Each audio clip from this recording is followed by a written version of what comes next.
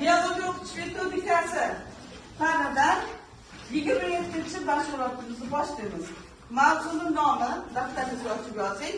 Biologiyani o'qitishda o'quvchilarda sog'lom turmush tarzini tarkib toptirish yuzasidan dars davomida nimalarga e'tibor berishimiz kerak? Birinchi navbatda salomatlik haqida fikrlaring bo'lishimiz kerak. Individual salomatlik haqida bilishimiz kerak. Sog'lom turmush tarzi nima? Buni komponentlari nimalardan iborat? Mana shu savollarga yechim topamiz. Jismoniy harakat va sport, faol harakatning organizmga ta'siri, gigiyena va uning turlari, turmushning zararli odatlari, o'quvchilarning kun tartibi va jinsiy tarbiya haqidagi savollarga birgalikda javob topamiz. Salomatlik deganda hammaning ko'z oldiga kim keladi?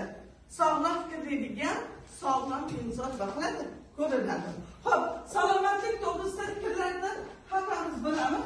Shunday bo'lsa ham men qo'shimcha ravishda bitta ma'lumot berib ketishni lozim topdim. Salomatlik bu baxt, salomatlik bu boylik, tinchlik va xotirjamlik ramzidir. Nima uchun? Sog'lom odam bo'lsa, hamma narsa bo'ladi. Yana surada darsga kelib ketishingiz, chiroyli tadbirlarga ishtirok etishingiz, sport bilan shug'ullanish va hokazo bilan hammasi salomatlik bilan bog'liq narsa hisoblanadi. Xo'p, sog'lom hayot sirlari nimalardan iborat deb o'ylaysizlar? Sog'lom hayot nimalardan iborat deb o'ylaysiz? Birinchi navbatda to'g'ri ovqatlanish, o'zimizdan turib javob beramiz. Qani? To'g'ri ovqatlanish, sport, jismoniy mashqlar bilan shug'ullanish. Yana zararli odatlardan nima yurish? Yiroq yurish. Kun tartibiga e'tibor berish va hokazo. Endi bularni tarifi juda ham ko'p. Rahmat, o'tiring. Xo'p, keyingisini oching. Endi yana bitta keyingisini oching. Individual salomatlik deganda nima tushunamiz? Mana salomatlikni o'zini bildik. Umumiy holatda individual salomatlik deganda nima tushunamiz? Yana bitta tushunib bor. Gulshada individual deganda nima degani o'zi? Bitta qani nimalarga e'tibor berish kerak? Shu odamni o'zi. o'zini tashqi ko'rinishi, yurish, ovqatlanish, vaqtida ovqatlanishi, sport bilan shug'ullanish, o'zi uchun vaqt ajratishi. Yana? Vaqtida ovqatlanish. Rahmat. Xo'p, endi sog'lom turmush tarzi deyapmiz. Mas'ullik, nima qilyapmiz-ku? Yana, mana. Sog'lom turmush tarzi. Bu sog'lom turmush tarzini kim yaratadi? İnsanlar o'zi. Masalan, siz sog'lom turmush tarzi deganda nima deb tushunasiz? Sog'lom turmush tarzi bir kunda masalan o'zingiz uchun vaqt ajratish, vaqtida ovqatlanish, demak, yana davom ettirish, uyqu rejimini rejimga qo'yishlar tushunadi. Yana? Gigiyena qoidalariga rioya qilish. Rioya qilish, xo'p. Yana? Sport bilan shug'ullanish. Bitta rejim tushishimiz kerak, shu vaqtda sportda shug'ullanish. Demak, sog'lom turmush tarzida albatta kun tartibiga rioya qilishdan iborat ekan. Rahmat, o'tiring. Endi sog'lom turmush tarzi haqida gapiryapmiz. Demak, bu sog'lom turmush tarzini kechirish avvalambor har bir organizmni turli tabiiy sharoitda nima qiladi? Chiniqtiradi. Ya'ni bu chiniqtirish albatta biza sport yordam beradi. Sportni bilan shug'ullanish kerak va sportning bitta turi bilan doim ham shug'ullantirish kerak. Bu sport turi deganda hozirgi mana yoshlarimizda qadrchekkanlar borligini bilmayman, lekin mana shu sog'lom turmush tarziga ko'proq piyoda yurishlar nima qiladi? Nima qiladi? Diqqatga sog'lig'iga nima qiladi? Ko'p yursak nima bo'ladi? Yaxshi bo'ladi. Nafas olishimiz yaxshilanadi. Yana siz yegan ovqatlanish sistemasini hazm qilish jarayoni nima bo'ladi? Yaxshi bo'lar ekan. Ana endi mana shu sog'lom turmush tarzini biz o'quvchilarda qo'llashimiz kerak. Maktab o'quvchilariga. Maktab o'quvchilariga ham nima qilishimiz kerak? Kun nima qilish kerak? Ularda ota-onasiga nima qilishimiz kerak? Yuklashimiz kerak. Chunki bolalar maktabga boradi, maktabda o'qiydi, keladi, undan keyin kun tartibiga rioya qilishi kamdaygan holatda tuziladi. Demak, mana shu kun tartibida ularda ertalab turib badan tarbiya qilishi, nonushta qilishi, maktabga borishi, maktabda 5-6 soat darsda o'tirishi va undan keyin uyga kelishi. Albatta uyga kelgandan keyin nima? Energiya sarflab bo'ldi. Energiya sarflaganini joyiga qo'yish uchun yaxshiga nima qilish kerak? Ovqatlanish kerak. Undan keyin nima qilish kerak? Yegan ovqatni albatta hazm qilishimiz kerak. Chunki insonning organizmiga nima holatda borish kerak? Yegan holatda masalan uxlolmaydi odam, to'g'rimi? Og'ir botadi deb aytamiz. Nimaga og'ir botadi deymiz? Turgancha o'chayapmiz. Chunki nima sabab? Xo'p, hazm qilish uchun nima qilish kerak? Harakat yoki sayr qilish kerak. Sayr degan so'z esingizda chiqib qoladi. Sayr qilib, odamga qanaqadir bir uyg'otadi. Zavq beradi.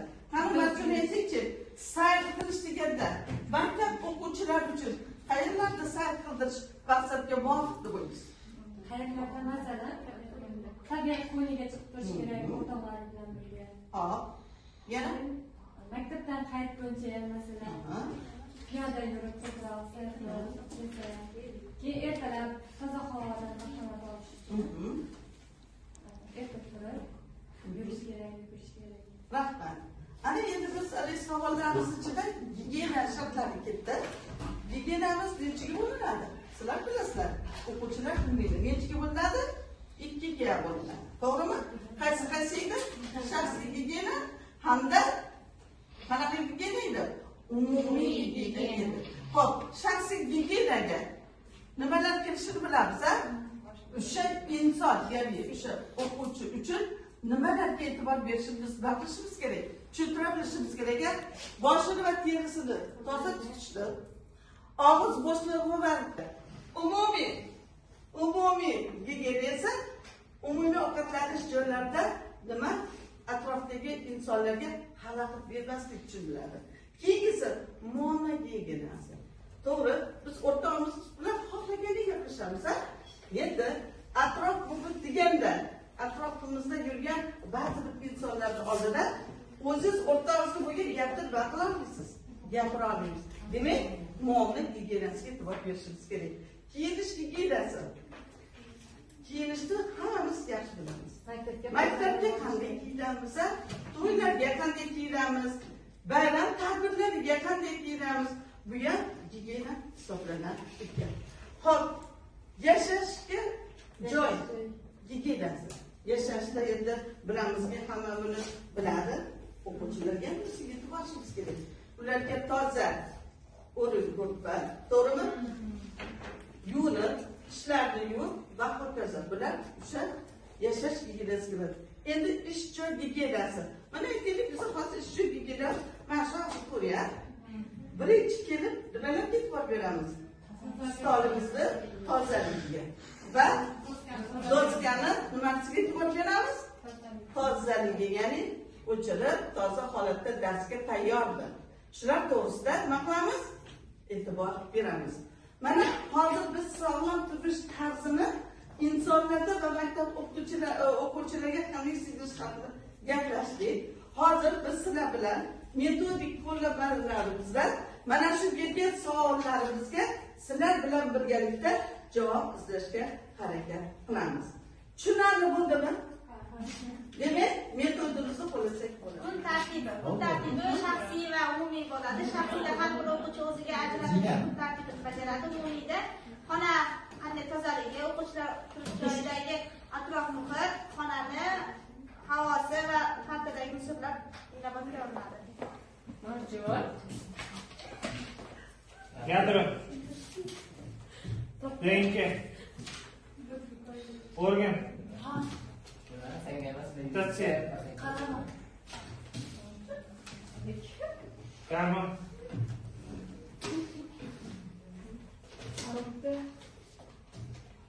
To'qima. Fotosintez. Xromosoma. Ekologiya. Populyatsiya. Sitoplazma. Irsiyat. Aytma.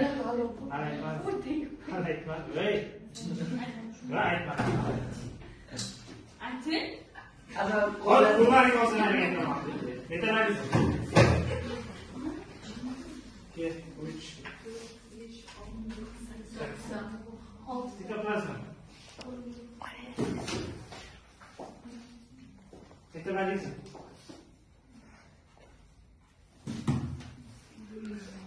Irsiyat. Populyatsiya. Ekologiya. Xromosoma. Fotosintez. To'qima.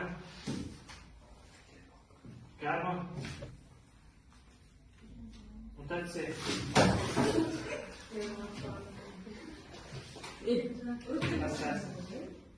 Organ. Yadro. DNK.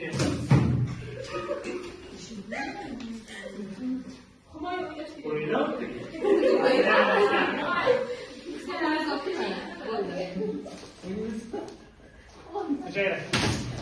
Sarayga chiqadi. 2, 3, 4, 5, 6, 8 ta. Demak, ikkinchi guruh a'zosi o'tiringlar.